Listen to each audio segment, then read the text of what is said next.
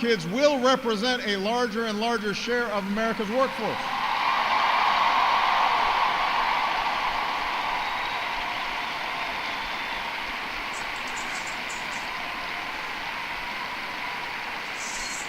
And we have shown that our economy doesn't have to be a zero-sum game. Last year, incomes rose for all races, all age groups, for men and for women. So if we're going to be serious about race going forward, we need to uphold laws against discrimination in hiring and in housing and in education and in the criminal justice system. That is what our Constitution and our highest ideals require.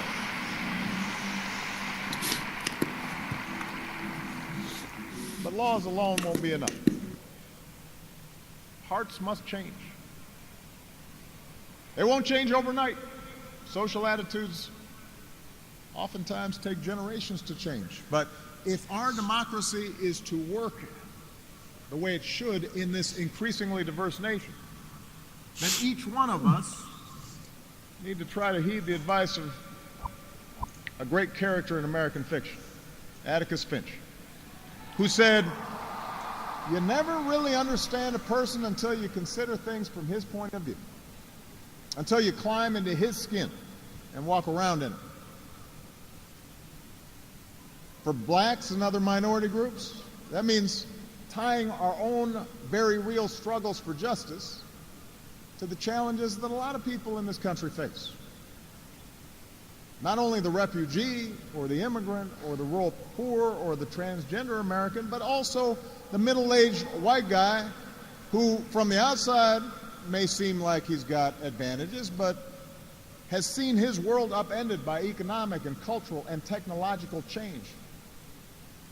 We have to pay attention and listen.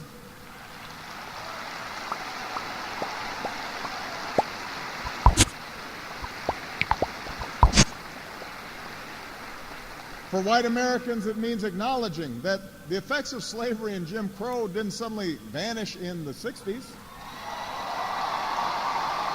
That when minority groups voice discontent, they're not just engaging in reverse racism or practicing political correctness. When they wage peaceful protest, they're not demanding special treatment, but the equal treatment that our founders promised.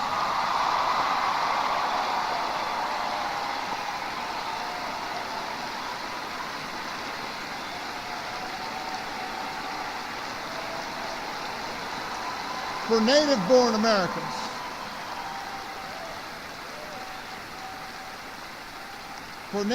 Americans, it means reminding ourselves that the stereotypes about immigrants today were said almost word for word about the Irish and Italians and Poles, who it was said were going to destroy the fundamental character of America. And as it turned out, America wasn't weakened by the presence of these newcomers. These newcomers embraced this nation's creed, and this nation was strengthened. So,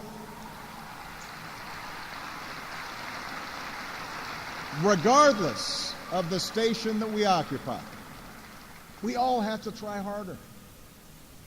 We all have to start with the premise that each of our fellow citizens loves this country just as much as we do, that they value hard work and family just like we do, that their children are just as curious and hopeful and worthy of love as our own.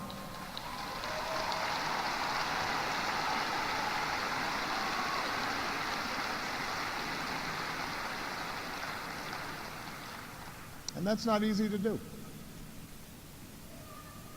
For too many of us, it's become safer to retreat into our own bubbles, whether in our neighborhoods or on college campuses or places of worship, or especially our social media feeds. Surrounded by people who look like us and share the same political outlook and never challenge our assumptions. And the rise of naked partisanship and increasing economic and regional stratification, the splintering of our media into a channel for every taste. All this makes this great sorting seem natural, even inevitable. And increasingly, we become so secure in our bubbles that we start accepting only information, whether it's true or not, that fits our opinions, instead of basing our opinions on the evidence that is out there.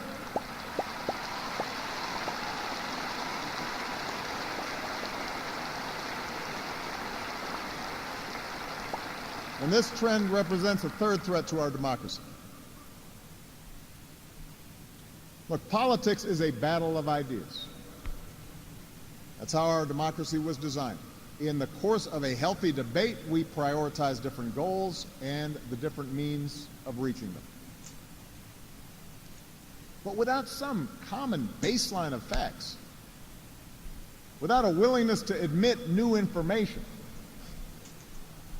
and concede that your opponent might be making a fair point and that science and reason matter, then we're going to keep talking past each other, and we'll make common ground and compromise impossible.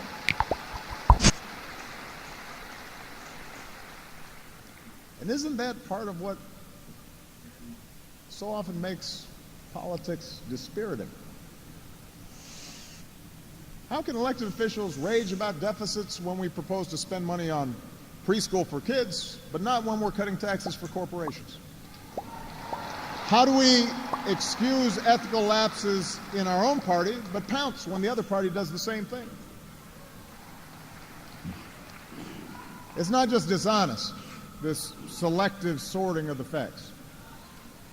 It's self-defeating.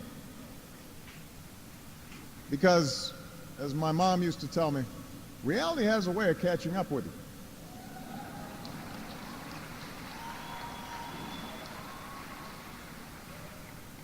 Take the challenge of climate change. In just 8 years, we've halved our dependence on foreign oil. We've doubled our renewable energy. We've led the world to an agreement that has the promise to save this planet.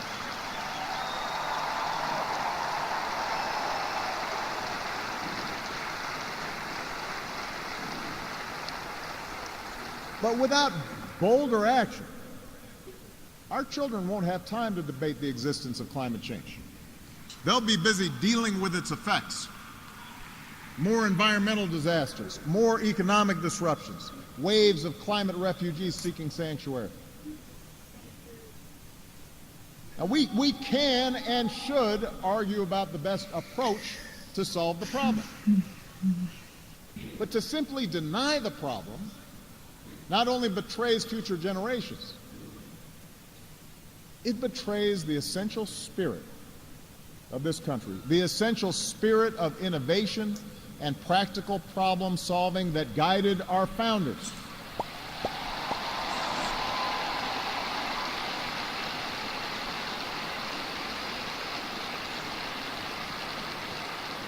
It is that spirit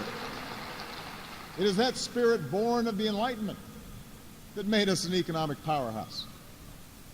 The spirit that took flight at Kitty Hawk and Cape Canaveral. The spirit that cures disease and put a computer in every pocket. It's that spirit, a faith in reason and enterprise, and the primacy of right over might that allowed us to resist the lure of fascism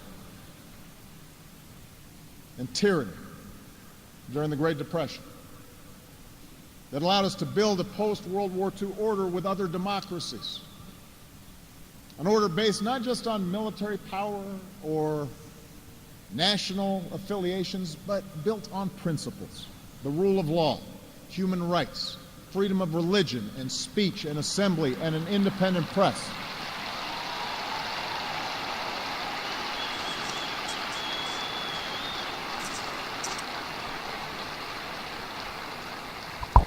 That order is now being challenged.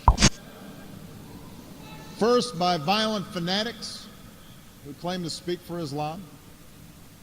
More recently, by autocrats in foreign capitals who see free market